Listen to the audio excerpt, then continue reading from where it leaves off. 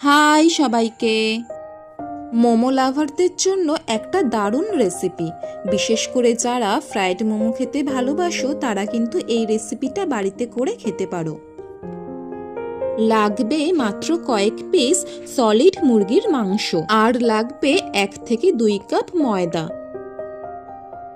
প্রথমে মাংসটাকে পেঁয়াজ, কাঁচা লঙ্কা, ধনেপাতা আর সোয়া সস ও লবণ দিয়ে এইভাবে পেস্ট করে নেবে।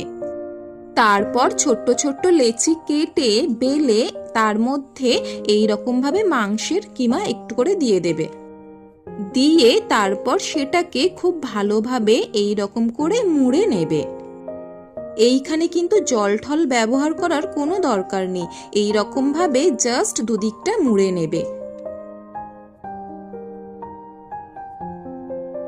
তারপর একটা ফ্রাইং প্যানে তেল গরম করে সেগুলোকে এক এক করে বসিয়ে দেবে, দিয়ে খুব ভালো করে 2 পিঠ ভেজে নেবে। এবার মিডিয়াম ফ্লেমে এগুলোকে খুব ভালো করে ভেজে নেবে।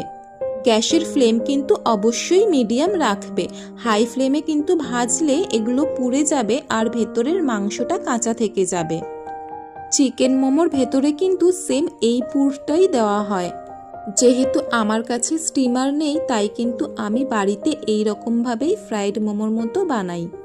শেপটা কিন্তু মিনি মোগলাইয়ের মতো হলেও খেতে কিন্তু অবিকল মোমোর মতো। তোমরা যারা মোমো খেতে ভালোবাসো তারা কিন্তু একবার এই রকমভাবে বানিয়ে দেখতে পারো।